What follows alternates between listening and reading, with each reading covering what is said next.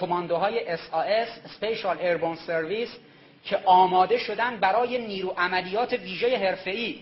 همین کماندوها دیدید اون بچه‌ها رو گرفته بودن میزدن و یکیشون فیلم برداری میکرد و مدام تو اون فیلم برداریش لذت میبرد از اینکه اینا کتک میخوردن، چون آخه انسان انگلیسی آنگلو ساکسون عمدتاً در واقع سادیست، یه مشکل سادیستی دارن، لذت میبرد از کتکی که میزدن.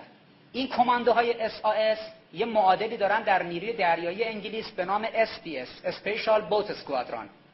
واحد SPS یادتونه سال پیش توسط نیروی دریایی سپاه یک واحد کماندویی SPS دستگیر شد. اومده بودن تو آبهای ایران.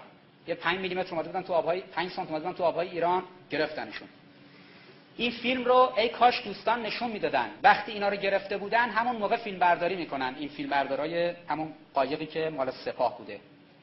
کماندوهای SPS Special Boat Squadron خودشون رو خراب کرده بودن و مدفوع و ادرارشون که اونجا ریخته بود قشنگ اینا فیلم برداری کرده بودن که البته خب تلویزیون جمهوری اسلامی این فیلم رو به دلیل فشار دولت گفتگوی تمدن‌ها پخش نکرد و آقای جک استراب فشار جدی گذاشت. آقای کمال خرازی هم همکاری ویژه کرد، دو تا وزارت خارجه ایران و انگلیس، و بی سر و صدا از پاویون فرودگاه مهرآباد اینا رو بعداً آزاد کردن، بردن که آبروی انگلیس نره. مگر با سینماتون بگید خیلی قوی هستید؟ 27,000 کلاهک اتمی دارید. این آقای البرادعی گفته ها 27,000 کلاهک اتمی توی غرب هست. هنوز ایران انرژی صلح‌آمیز اتمی هم نداره. شما ترسیدید میگید آقا این یه روز ممکنه انرژی در واقع سلاح اتمی تولید کنه. کی اینجا دنبال سلاح اتمیه؟ شما که 27,000 تا کلاهک اتمی دارید میترسید. کماندوهاتون بچه‌ها رو میزنن و فیلمبردارانشون لذت میبرن از این زدن.